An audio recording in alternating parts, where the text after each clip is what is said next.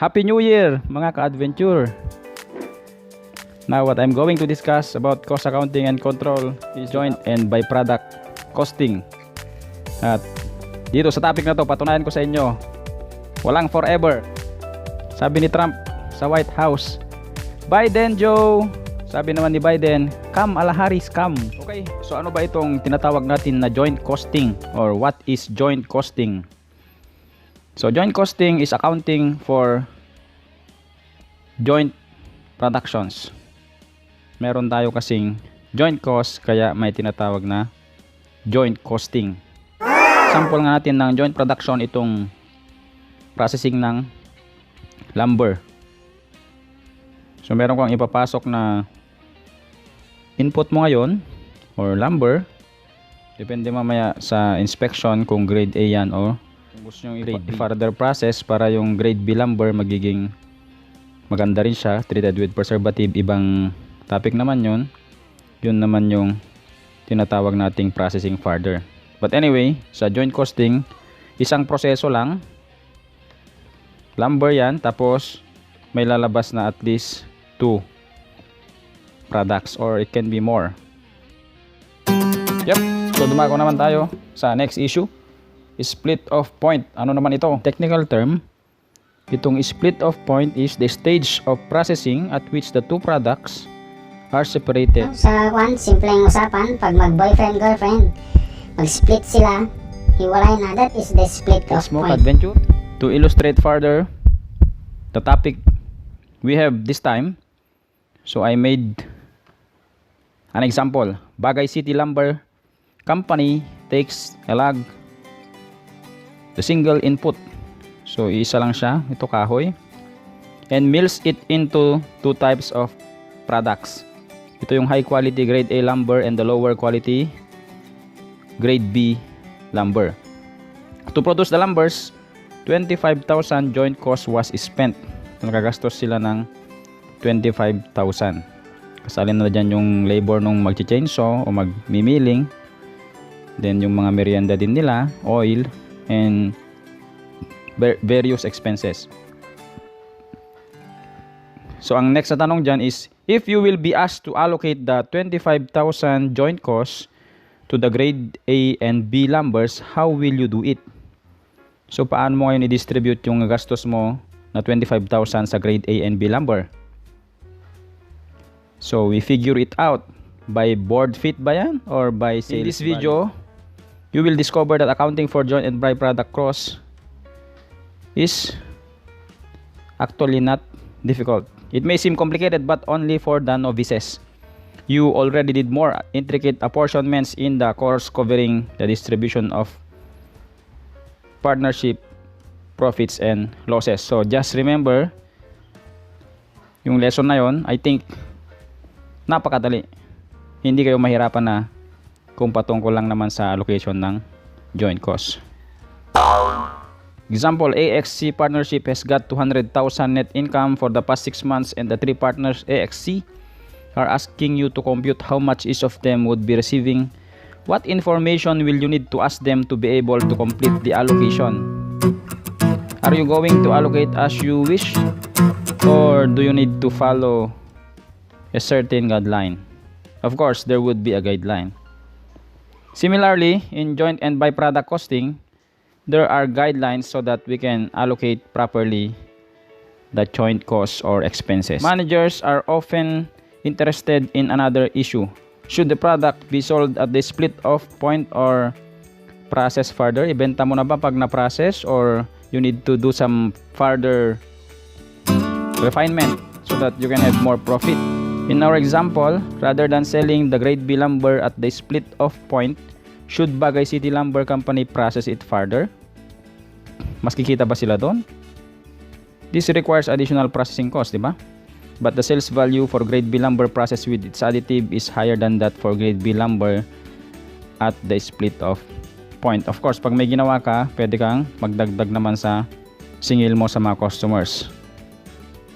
But of course, accounting is needed for that so that you will not lose money. I would like to show you more examples of joint productions, agriculture and food processing, and then extractive industries.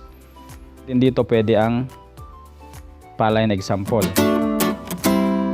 So kapag nagkaroon tayo ng joint processing, ang kalalabasan nito is rice, bean lead, rice hull. So yan yung mga separable products.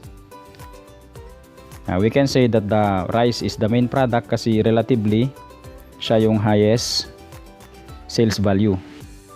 But remember, joint costing, main product, hindi lang isa, pwede ring main products. Okay? May S. O, tingnan natin dito sa number 2 example. Sa chicken naman, kunyari sa Monterey or fresh options. Diba? Kapag nabalat, na tanggal na yung balahibo ng manok na yon, ikakat na natin into choice cuts or kung anong gusto mong parte. Breast, wings, drumstick, thigh, liver, gizzard, of course may feather and poultry meal.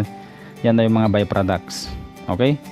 So itong mga breast, wings, drumsticks, thigh, we can say that they are also main products. Ito naman number 3 example natin. Tapos na yan, lumber. So different grades and shapes. So next, sa baboyan. Kapag kinarne natin yung baboy, magkaroon ng butterfly cut, adobo cut, spare ribs, ham, and syempre may mga byproduct din yan, yung mga patapon na parte ng baboy. Next, cocoa beans, cocoa beans. Magkaroon ka ng cocoa butter, cocoa powder, and tanning cream. So ang dami palang pwedeng mga industries na pag-applyan ng joint costing. So kung matindi ka sa joint costing, pwede kang magtrabaho sa mga ganitong industries at kailangan nila yung expertise mo.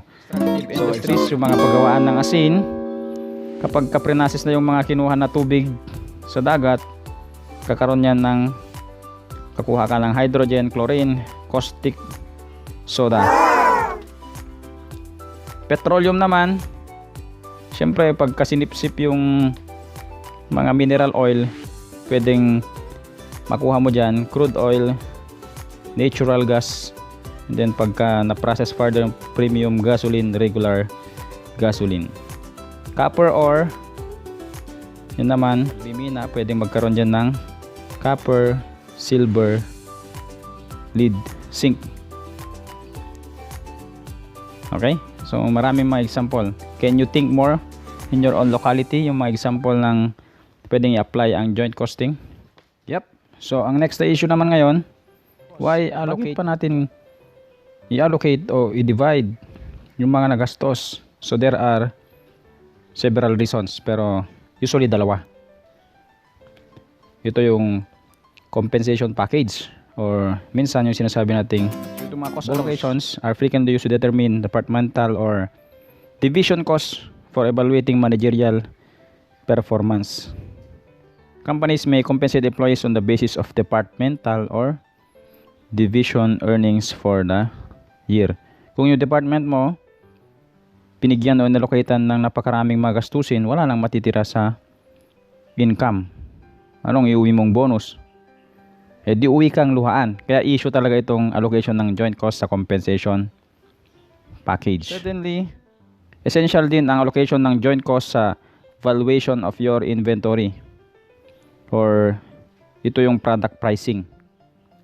Kailangan ng mga industrial companies na mag-allocate ng gastusin para malaman nila yung value ng kanilang mga goods or inventory resulting from a joint process. Okay? Kung gusto nyo pang magdagdag, itong joint cost allocation nagiging issue din siya, or it's very important to do because of some litigation cases later on. Alam nyo naman, kapag nagkaroon ng kaso, hahalongkatin lahat ng mga documentation para mapatunayan kung ano ba talaga ang nangyari. So kung walang proper joint cost allocation, mahirapan tayong mapatunayan kung ano yung totoo. So yun yung ilan lamang na dahilan.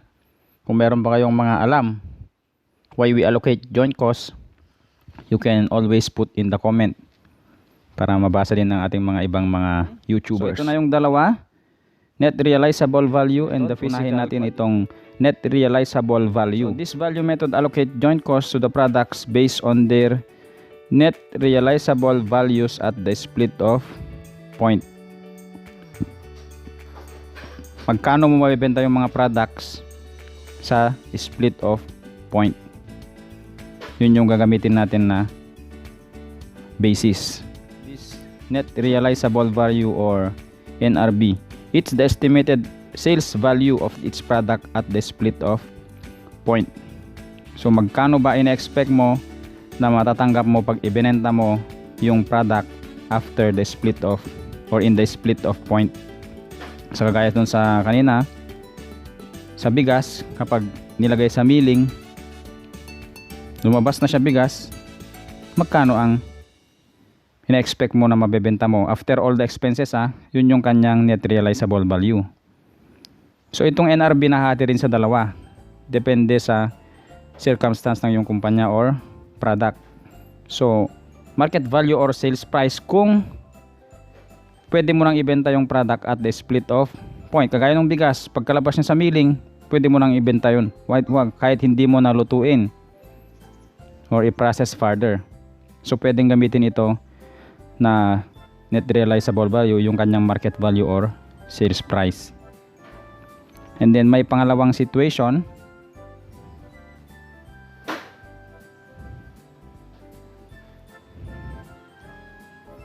ito namang pangalawang situation natin, wala siyang ready-made na sales value sa merkado kasi hindi siya nabebenta agad pagkatapos ng split of point. Kaya sinabi dito, estimate the net realizable value. Anyway, accounting is full of estimate or sometimes guesstimate. Anyway, the products require further processing before they are marketable. So pagkalabas nung product sa split of point, kailangan mo pa siyang i-process further. Kaya dahil dyan, kailangan mong estimate yung kanyang net realizable value. So paano? Kunin mo yung kanyang sales value after further processing and deducting the additional processing cost. Joint costs are then allocated to the products in proportion to their net realizable values at the split of point. Kaya nga po tinawag itong workback method kasi kailangan mo munang malaman yung kanyang sales value after further processing bago mo may apply itong procedure na ito. Therefore itong net realizable or NRV method ay dalawang klase. Okay? So yung values na kukunin mo, pwede yung market price agad or estimate the net realizable value depending on the circumstance of your physical quantities method. Siguro sa technique na ito ay ginagamit natin ng physical measure such as volume, gaano ba karami yan, or weight, ilang kilograms. Or ang gumagamit ng method na ito, yung mga output nila ay unstable yung prices. Okay, tingnan nyo mabuti, highly unstable. Or when substantial processing occurs between the split of point and the first point of marketability. Or when the product prices are not set by the market. Kaya applicable talaga itong physical quantities method. So paano pag-allocate? Kunyari sa bigas, kunyari lang walang available na price ng bigas at mayroon kang lumabas na dalawang klase ng bigas, yung maputi at saka medyo brown, pwedeng ikilo mo na lang yan. Diba? Kikiluhin mo na lang. At depende sa bigat nila, i-allocate mo na ngayon yung joint cost. White rice at brown rice, ang total nila is 100 kilos or 100 kilogram. Tapos for simplicity sake, tig 50 kg nila, diba? Yung white. Tapos yung brown naman 50 kg. At kunyari ang nagamit mo dyan na joint cost is 100,000 na lang din. So paano i-allocate yan ngayon? 50-50 nila, o di 1/2 na yan. So times 100k, ang makukuha nila ngayon na joint cost allocation, 50k punta sa white rice and then 50k punta sa brown rice. That's totaling 100k. So ganun lang po kasimple.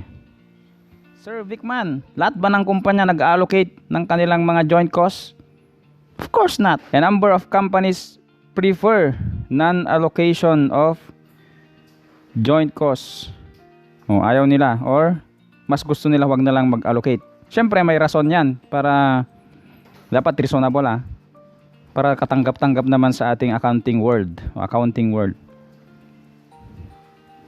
They reason out that their production or extraction process are too complex daw and there is much difficulty gathering adequate data for proper allocations. Ganun lang naman sa accounting. Kung may method or may hindi ka in-apply, kailangan masabi mo yung reason. If it's justifiable, then it should be accepted, diba? Of course, kung fraudulent, hindi pwede. So, paano yan kung hindi ka nag-allocate? In the absence of joint cost allocation, the company must just subtract the joint cost directly from the total revenues, or simply, kapag ganyan, karoon ka total revenues less joint cost. So, anong kalalabasan yan? If substantial inventories exist, then firms do not allocate joint cost, often carry their product at NRB. So, parang ganyan. So, this concludes the first part of our video. 3 parts kasi ito. So, abangan nyo yung next video. Kung may question kayo, then you can post in the comment. Kapag first time nyo sa ating channel, please subscribe. See ya! Ka-adventure! Salamat!